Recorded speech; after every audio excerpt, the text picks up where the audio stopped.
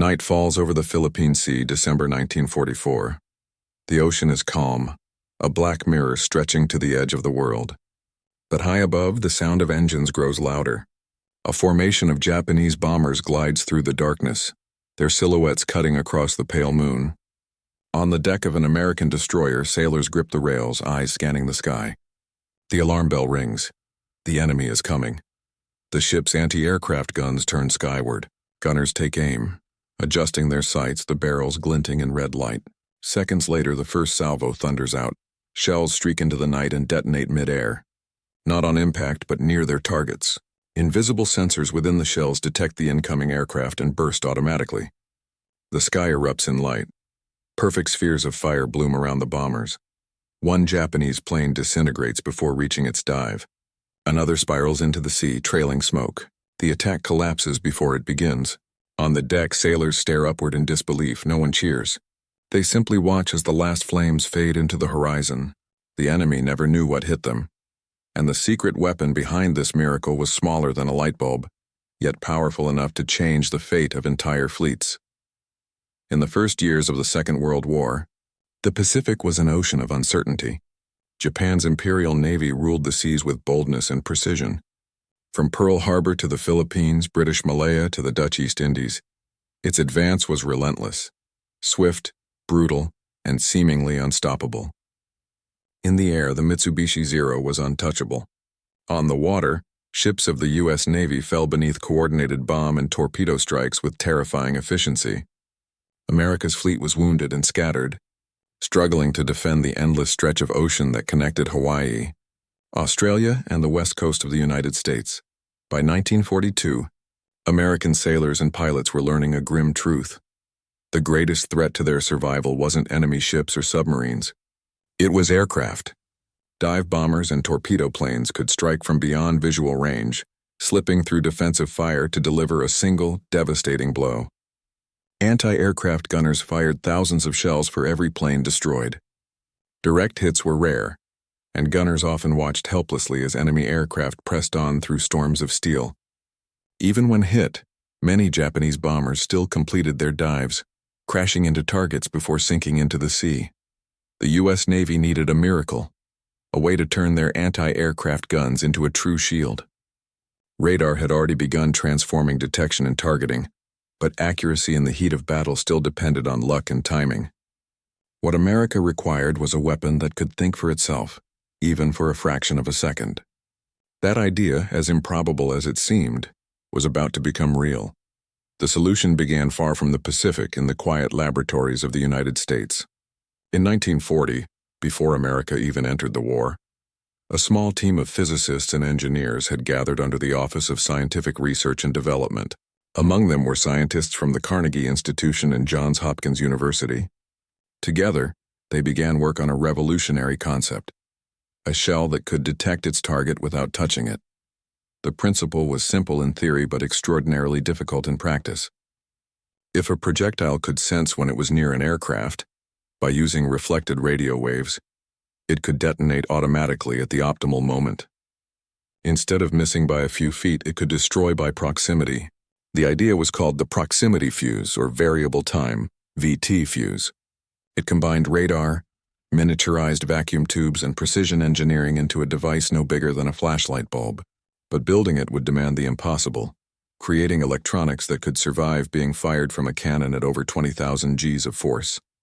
The work fell to a small, secretive research group inside Johns Hopkins, the Applied Physics Laboratory, APL.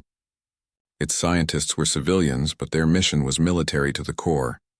They worked in secrecy, under immense pressure guided by the Navy's Bureau of Ordnance. Among them was Merle Tuve, a brilliant physicist known for his tireless intensity and refusal to accept impossible as an answer. He once told his team, "If we fail, boys die." That was the reality behind every experiment. Testing was dangerous and unpredictable. Early prototypes shattered under the force of launch or failed to trigger on time. Engineers experimented with every possible configuration, adjusting the frequency of radio pulses, strengthening casings, refining circuits smaller than a coin. The miniature vacuum tubes were masterpieces of fragile glass and fine wiring, designed to respond to radar reflections within microseconds. If even one solder joint failed, the device was useless. Yet slowly, through trial and error, success came. By 1942, the first workable proximity fuses were ready for testing. The results were staggering. In controlled trials, shells equipped with the new fuse detonated with deadly precision, not when they struck a target, but when they came within a few meters. Against a moving aircraft, the probability of destruction rose nearly tenfold. In simulation after simulation, the difference between a miss and a kill had vanished. Still, the new weapon faced an equally formidable challenge: secrecy. If Japan or Germany discovered how the fuse worked, they could copy it, or worse, develop countermeasures. Even within the U.S. military, knowledge of the device was restricted to select commands. The British had independently pursued similar concepts, but the American version soon outpaced all others in reliability and performance. Together, the Allies agreed that the proximity fuse would be treated as one of the most closely guarded secrets of the war, on par with radar and code breaking. The first operational deployment came not in the Pacific but in Europe. In late 1943, the fuses were fitted to anti-aircraft shells defending London from German V-1 flying bombs. The results were immediate and devastating. Previously, the V-1s, small pilotless missiles, had slipped through defenses with ease. But once proximity fuses entered the fight, the success rate of British anti-aircraft batteries soared. Bombs that once destroyed entire city blocks were now detonating harmlessly in midair. The Americans took note. If the fuse could destroy a small, fast, unmanned target over London, what could it do against planes in the Pacific? The U.S. Navy quickly adapted the technology for naval use, arming 5-inch anti-aircraft guns aboard destroyers, cruisers, and carriers. But still, the utmost secrecy was maintained. Sailors were forbidden to recover unexploded shells. Reports were coded. Even within Japan's vast intelligence network, no clear understanding of the weapon emerged. Some Japanese analysts speculated that the Americans had improved their radar fire control. Others believed luck or divine favor explained their growing losses. None imagined that their aircraft were being destroyed by invisible radio waves inside the very shells meant to kill them.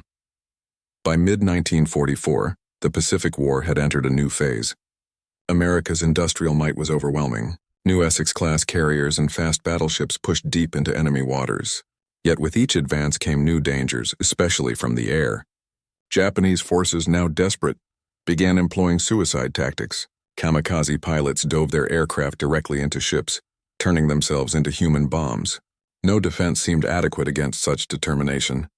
But the proximity fuse would soon prove it was not only effective, it was transformative. During the Battle of the Philippine Sea in June 1944, the weapon began to show its true potential. Waves of Japanese aircraft attacked the U.S. fleet, hoping to break its carrier strength. American ships responded with a storm of anti-aircraft fire unlike anything seen before. From destroyers to battleships, thousands of shells filled the sky, detonating in perfectly timed bursts. Japanese formations disintegrated before reaching their targets. The battle became known among American aviators as the Great Marianas Turkey Shoot, and though many factors contributed, superior aircraft, radar, pilot training, the proximity fuse was a silent, invisible player behind the overwhelming effectiveness of American defenses. Word spread quietly through the fleet. "The new shells," sailors whispered, "can see." No one dared explain what that meant. Officially, the term VT remained the only label. Its meaning, variable time, was vague enough to hide its true purpose. In Tokyo, reports of mounting aircraft losses confused and alarmed the Imperial Navy's high command. Radar jamming and evasive maneuvers made little difference. Pilots who survived returned with terrifying stories. Aircraft exploding in midair without visible hits. The Japanese could not understand how American ships seemed surrounded by walls of invisible fire. By the time the U.S. fleet anchored off Leyte in October 1944, the secret weapon was fully deployed. Japanese commanders were confident their suicide attacks would overwhelm the Americans. But they had no idea that every shell fired from those gray ships carried a silent, unseen brain, capable of sensing and destroying anything that flew too close. And when the battle began, that invisible power would reveal itself in full for the first time. In the laboratories of the Applied Physics Laboratory back in Maryland, the war felt distant, but its weight pressed on every scientist who handled those fragile glass tubes. Each miniature component, a radio oscillator, a tiny battery, a vacuum tube scarcely larger than a thimble, was crafted by hand. Every fuse that survived the shock of firing was a silent victory. Merle Tuve and his team often worked through the night, soldering by lamplight while teletypes delivered casualty reports from the Pacific. Their world was equations and circuits. But the stakes were human: destroyers burning, pilots lost at sea, the desperate letters home. For the sailors on the other side of the world, the weapon's effects were more immediate and awe-inspiring. On board the cruiser USS Cleveland, gunners first witnessed the proximity fuse in combat during operations off Bougainville in late 1943. Japanese dive bombers appeared out of the clouds, plunging toward the fleet. The Cleveland's 5-inch guns fired with rhythmic precision, one broadside after another. Shells burst in perfect clusters encircling the attackers. One Zero disintegrated before it could dive. Another vanished in a flash of fire and falling metal. The gunners watched in disbelief. In their logbooks that night, they recorded remarkable effectiveness without elaboration. The details were classified. In the Pacific heat, secrecy was absolute. Even officers didn't know what made the new ammunition different. The crates were stamped simply VT fuse, handle carefully. To the men loading the guns, it might as well have been black magic.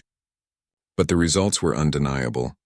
During later tests, naval observers recorded that a destroyer equipped with proximity fuses could shoot down a drone aircraft with fewer than a dozen rounds, something previously thought impossible. The contrast between the two sides of the war could not have been greater. Japanese engineers working under blockade and shortage were struggling just to maintain basic radar and communication systems. Their electronics were fragile, imprecise, and scarce. Many frontline ships operated without functioning radar altogether. Yet the Americans, driven by massive industry and unrelenting research, were now placing miniature radar devices inside their shells. To the Japanese pilots who faced this new reality, it felt like sorcery. In the skies over the Philippines and the Marianas, bomber crews described being destroyed without seeing tracer rounds connect. They dove through what seemed like ordinary flak, only for their planes to explode mid-air. Surviving officers filed bewildered after-action reports. The enemy's anti-aircraft fire now bursts very near. It is most accurate. Many planes are destroyed before reaching attack range. In Tokyo, military analysts searched for answers. Some suspected radar-controlled timing systems. Others believed the Americans had developed a magnetic weapon. The truth was stranger. A marriage of physics and intuition that could no longer be countered by tactics alone. Back in the Pacific, every encounter proved the fuse's growing dominance. During the Battle of the Philippine Sea, American radar picked up massive incoming raids, over 300 aircraft from Japan's first mobile fleet. Admiral Raymond Spruance's ships opened fire at ranges once considered futile. The sea turned to fire. Radar-directed guns filled the sky with detonations timed by invisible sensors. The Japanese formations collapsed. Within hours, over 250 aircraft were destroyed. The U.S. lost fewer than 30.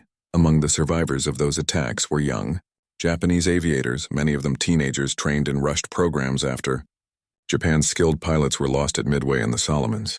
They returned shaken, describing American ships as surrounded by walls of flame that detonated before their bullets could reach. "Their fire has eyes," one pilot told his superior. That single phrase spread through Japanese ranks, whispered in bunkers and briefing rooms. The American guns have eyes. Yet even as the Japanese adapted, the fuse continued to evolve. Scientists refined it for use in ground artillery and aerial bombs. By late 1944, proximity fuses were being mass-produced at astonishing rates, over 20 million units by war's end. Entire factories were dedicated to building them under strict secrecy, often staffed by women unaware of the true purpose of their work.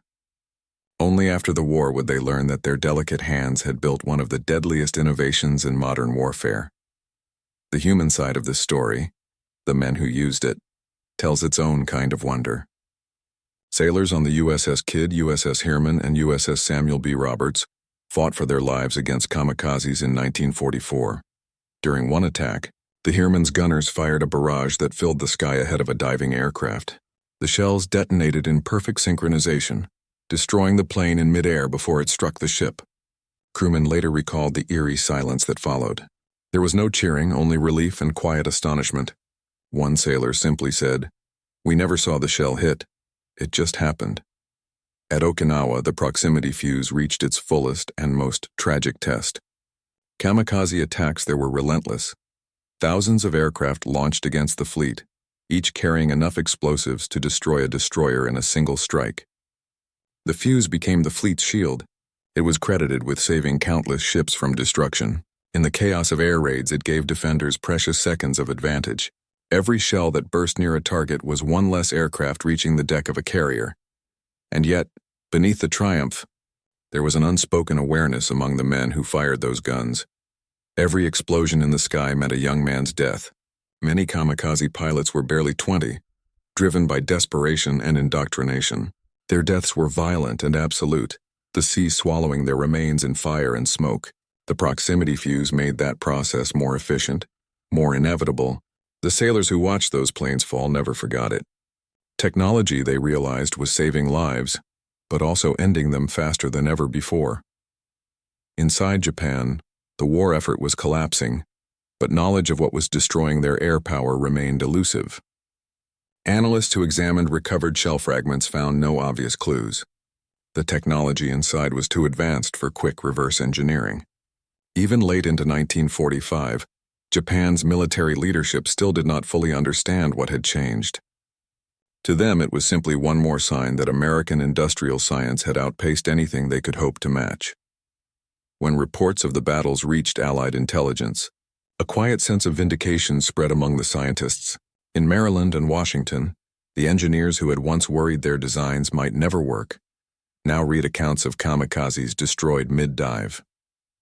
Letters circulated within the Applied Physics Laboratory. "The fuses are performing beautifully."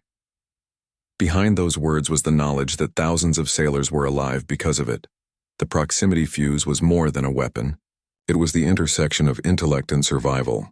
It demonstrated how physics could directly decide the fate of nations.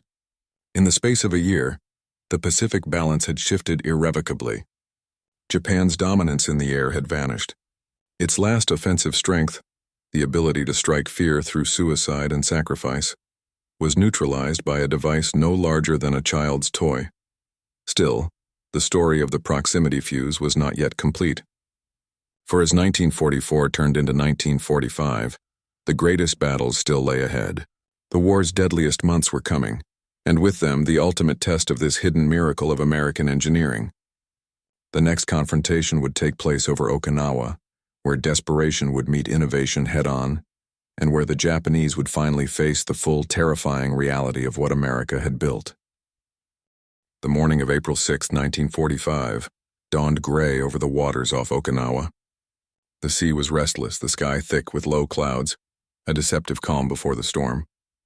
On the decks of American destroyers and carriers, sailors prepared for what they knew was coming. Radar screens flickered with movement. Blips, dozens, then hundreds, appeared over the Ryukyu Islands, approaching fast. The code word spread through the fleet, Kikusui, floating chrysanthemums. It was the name the Japanese had given their waves of suicide attacks. For the Americans, this was not a single battle. It was a siege from the sky.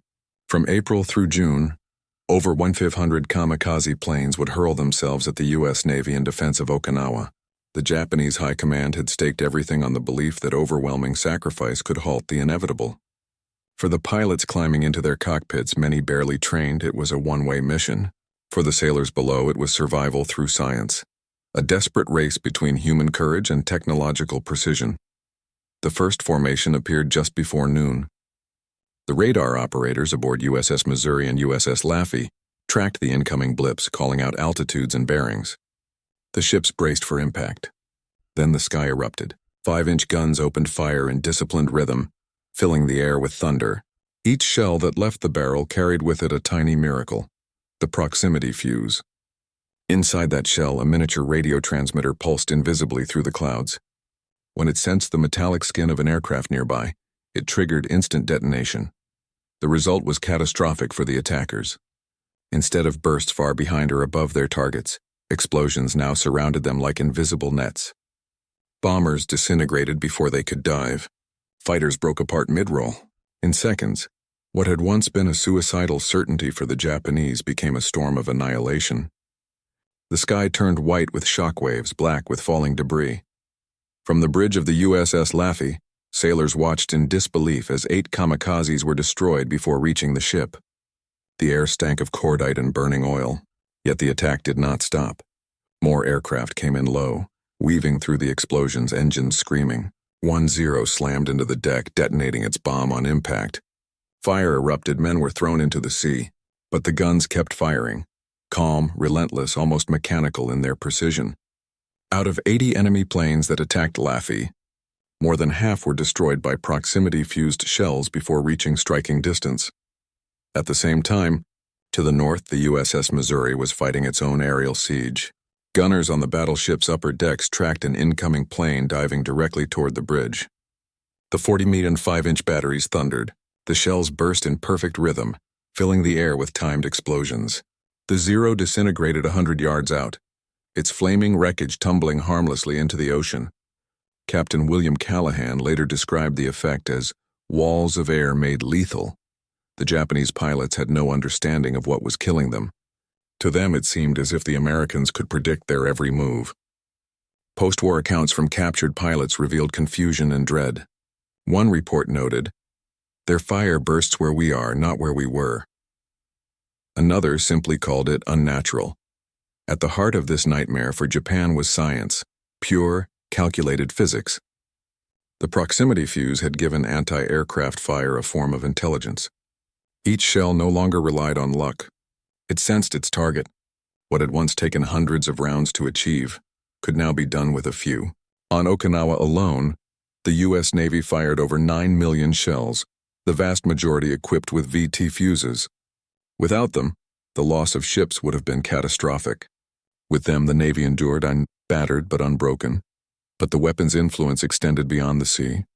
As Okinawa raged, the Army on the ground began employing proximity fuses for artillery. In February 1945, during the Battle of the Bulge, American gunners had used the fuses for the first time in Europe. The results were devastating. Shells exploded just above German infantry, showering them with lethal fragments. The psychological effect was immediate. German troops called it tree burst fire without trees. It seemed no position was safe. Now, in the Pacific, the same principle protected the beaches and ridges where Marines faced relentless counterattacks. The Japanese army, already crippled by shortages, had no equivalent response. Their anti-aircraft guns still relied on mechanical time fuses, raw, crude, and imprecise. Against the swarming waves of American B-29s bombing their cities, these older systems were nearly useless. By mid-1945, Tokyo and dozens of industrial centers were in ruins. The skies that had once been Japan's domain now belonged entirely to the Americans.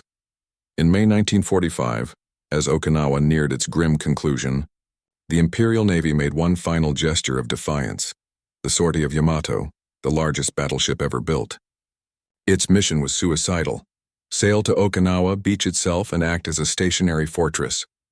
But even this symbol of naval pride never reached its goal. Detected by American aircraft, Yamato was attacked and sunk in a storm of bombs and torpedoes. Above her burning decks, American fighters flew unopposed, the skies cleared by the same proximity-fused defenses that had broken Japan's air strength months earlier. By June, the kamikaze threat had burned itself out. Nearly 3,000 planes had been destroyed, yet for all the weapons' triumph, the cost of Okinawa was staggering. Over 12,000 Americans dead, more than 100,000 Japanese soldiers, and tens of thousands of civilians. The proximity fuse had saved ships, but it could not spare humanity from the scale of the war itself.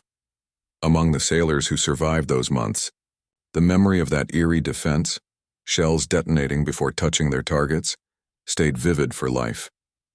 Many never learned how the technology worked, only that it had saved them. For the scientists in Maryland, reports from Okinawa marked the culmination of 5 years of labor. Letters sent to the Applied Physics Laboratory spoke of unprecedented performance under the most intense conditions. For Merle Tuve and his colleagues, It was proof that physics had altered the balance of war more decisively than any single machine. Still, they knew the true measure of what they'd created only after the Japanese surrender, when American intelligence officers reviewed captured documents and interrogations. They realized the proximity fuse had remained a total mystery to Japan's scientists and generals alike. No one had even guessed the correct mechanism.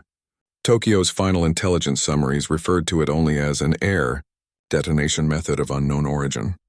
The Allies had kept their secret perfectly, and that secrecy had been as decisive as the weapon itself.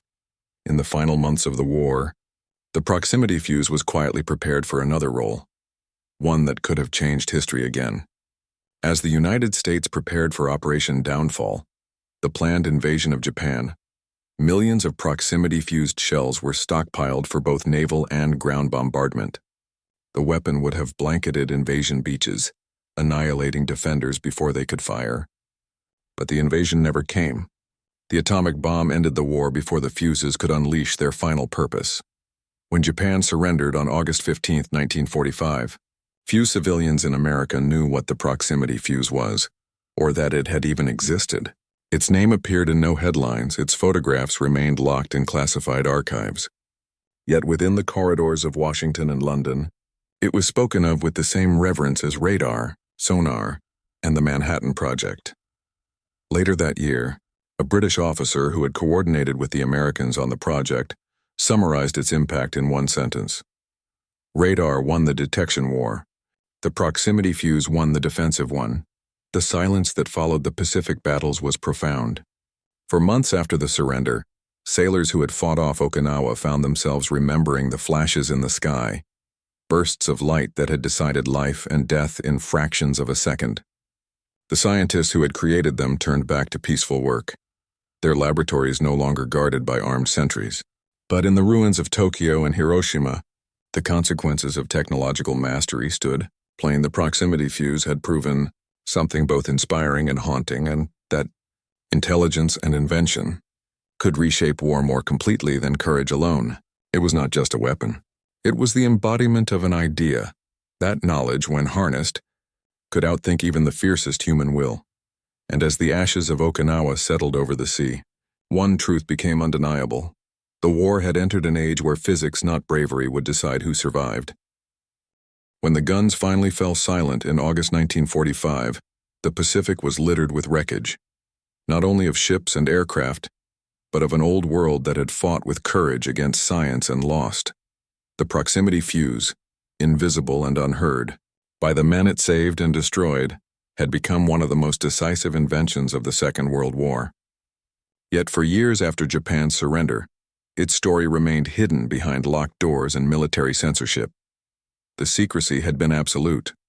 Only in late 1945 did newspapers begin to mention a new American fuse that had helped stop kamikazes and defend the fleet. The public had no idea of its sophistication. To most Americans, the end of the war was defined by the atomic bomb, the blinding light that fell over Hiroshima and Nagasaki. But among generals, admirals, and scientists, there was quiet acknowledgement that another miracle of physics had saved more lives than any other single weapon: the proximity fuse. By war's end, more than 22 million of the devices had been produced in the United States alone. At its peak, the program employed over 100,000 workers in 80 factories. Each fuse contained a miniature vacuum tube circuit that could have fit in a soldier's palm, a marvel of miniaturization that predated the transistor by nearly a decade. In a sense, the proximity fuse was the world's first smart weapon. It didn't rely on impact. It thought. It detected its target, judged its proximity, and acted at the perfect instant. Military leaders understood what that meant. The fuse had rewritten the laws of combat. At sea, it had rendered aerial attack nearly obsolete. On land, it had given artillery an intelligence it had never possessed. When used during the Battle of the Bulge, German soldiers described the effect as terrifying: shells that seemed to explode at head height, shredding entire units that had believed themselves safe in trenches. It was, as one Wehrmacht officer admitted later, a weapon against which courage is useless. In the Pacific, the Japanese never fully understood what had defeated them. Post-war American intelligence teams who entered Tokyo found no evidence that Japan had ever developed or even attempted to replicate the fuse. Their scientists lacked the precision manufacturing capability, the vacuum tube miniaturization, and the industrial infrastructure to match it.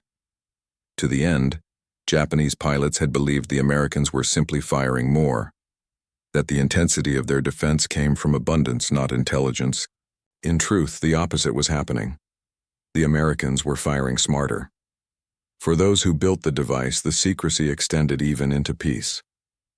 At the Applied Physics Laboratory in Maryland, many engineers returned to their university posts or moved into post-war research. Merle Tuve, who had directed much of the work, refused to profit from the invention. "It belongs to the men it saved," he said simply. His laboratory's motto after the war became "Science in the Service of the Nation," a reflection of what they had achieved and what it had cost. The fuse's legacy spread rapidly into civilian science. The challenge of creating miniature, rugged electronics capable of surviving massive acceleration paved the way for the post-war electronics revolution.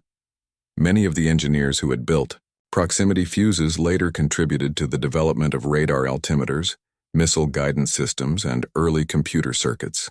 The same principles that allowed a shell to sense its target would soon guide spacecraft and satellites. The war had ended, but its technology had only begun to shape the modern world. In the years immediately following the war, Allied commanders reflected on the proximity fuse with a kind of awe. Admiral Lewis Strauss called it second only to the atomic bomb in its impact on shortening the war. General George S. Patton went further. During the Battle of the Bulge, after witnessing its devastating effect on German troops, he wrote to Washington, "The new fuses are wonderful. I think when all armies get this fuse, we will have to devise a new way of fighting." But behind those words was an unspoken truth. The proximity fuse had made killing more efficient. It turned physics into precision death. Soldiers on both sides would later speak of the horror of shells that detonated mid-air, invisible and inescapable. For the Americans defending Okinawa, it was salvation. For the Japanese pilots who never saw their targets, it was oblivion. That duality haunted many who understood the science behind it. The moral weight of the fuse was something its inventors seldom discussed. Merle Tuve, interviewed years later, admitted that during the war they had no time to think about ethics, only necessity. "It was a race between our minds and their bombs," he said. "We couldn't afford to lose." But as peacetime returned and scientists saw the world enter the nuclear age, the proximity fuse stood as an early warning of what technology could do when married to war. For Japan, the weapon was one of many shocks in the aftermath of defeat. When American occupation officers demonstrated the proximity fuse to Japanese technical experts in 1946, the reaction was silence. One observer wrote that the engineers were visibly shaken. They had assumed American anti-aircraft success came from improved radar or gunnery coordination. The realization that each shell had contained a functioning radar system and that millions had been produced revealed just how far behind Japan's wartime industry had fallen. To the Japanese High Command, the discovery was devastating. It confirmed what many already feared, that Japan's isolation, resource shortages, and rigid doctrine had left it unprepared for a war driven by science. Their belief in spirit, in the will to fight, had been crushed by an enemy that fought with mathematics and magnetrons. As the occupation deepened, American officers quietly shared with select Japanese scientists details of wartime technology, not as a show of superiority, but as a foundation for rebuilding. Some of those who studied the proximity fuse later helped rebuild Japan's post-war electronics industry. The same nation whose pilots had once perished against it would become a leader in precision engineering and microelectronics within 2 decades. For the United States, the proximity fuse became a symbol of industrial and intellectual unity. It was one of the few weapons whose development involved scientists from universities, engineers from private industry, and the military working in complete coordination. Factories from Ohio to California produced components by the millions. Every step, from design to deployment, depended on secrecy, precision, and shared purpose. In many ways, it was a rehearsal for the Manhattan Project and a model for the scientific mobilization that defined the Cold War. In 1946, as the world began to rebuild, a single test shot was fired off the coast of Virginia. A naval gun loaded with a proximity-fused shell aimed at a drone aircraft flying at low altitude. The shell burst perfectly, vaporizing the target. Reporters watching from shore were silent at first, unsure of what they'd seen. One later wrote, "The sound came after the destruction. It was like hearing the echo of progress." The proximity fuse was quickly adapted for the next generation of warfare. In Korea, it defended UN fleets from air attack. In Vietnam, its descendants guided smart munitions. The miniaturized radar, that had once lived inside a 5-inch shell, became the ancestor of modern missile guidance systems. In every modern anti-aircraft and surface-to-air weapon, a part of its design still lives. The moment of sensing, the decision of proximity. Yet, in museums and memorials, it remains an understated artifact. A small brass and steel cylinder, unremarkable beside the planes and bombs it once controlled. Visitors rarely understand its importance. Few realize that without it, the American fleet might have been destroyed off Okinawa, that the war in the Pacific could have dragged on, and that hundreds of thousands more might have died. The true aftermath of the proximity fuse wasn't only in victory or technology. It was in what it revealed about human ingenuity under pressure. It showed that intellect could be as decisive as courage, that precision could triumph over chaos, and that science, when driven by survival, could reach unimaginable heights. But it also left a question that would haunt every scientist thereafter. If we can create weapons that think, how long before they think beyond us? The fuse had started as a desperate solution, a way to save ships from bombers. By the time it ended, it had redefined warfare itself. It blurred the line between machine and mind, between invention and destruction. In the Pacific's dying months, it had turned the tide. In the peace that followed, it became a mirror, reflecting both the brilliance and the burden of human progress. The war was over, but in the laboratories of America and the ruins of Japan, its lessons were just beginning to echo. In the quiet that followed the war, the proximity fuse became more than a weapon. It became a symbol of a new kind of power. Not the brute force of armies or the heroism of men charging into battle, but the power of intellect, of science harnessed to survival. It had turned invisible radio waves into guardians over the seas, had given shells the gift of thought, and in doing so, had changed the language of warfare forever. Yet for those who lived through it, the fuse carried a weight heavier than victory. Sailors who watched kamikazes explode midair spoke of relief mingled with unease. Scientists who built the tiny circuits realized, too late, that they had created a weapon that blurred the boundary between human decision and mechanical instinct. It had made killing efficient, detached, impersonal. The age of intelligent warfare had begun, and no one had truly understood what that meant. In the decades that followed, the fuse's descendants filled the arsenals of every major nation. Missiles learned to see, bombs learned to guide themselves, and machines began to replace instinct with logic. The line that began with a radar pulse inside a 5-inch shell would lead inevitably to weapons that no longer needed men to aim or decide. But in that cold progression lies a paradox. The same brilliance that made destruction more precise also gave birth to technologies that shaped peace. The same research that built proximity fuses would give rise to radar navigation, to weather satellites, to the electronics that define modern life. From the ashes of war, the tools of death became the foundation of discovery. The proximity fuse remains, in the end, a quiet monument to what human minds can do under pressure, and what they must learn to restrain. It reminds us that the true legacy of war is not the weapons it creates, but the questions it leaves behind. Questions about responsibility, progress, and the fragile line between defense and devastation.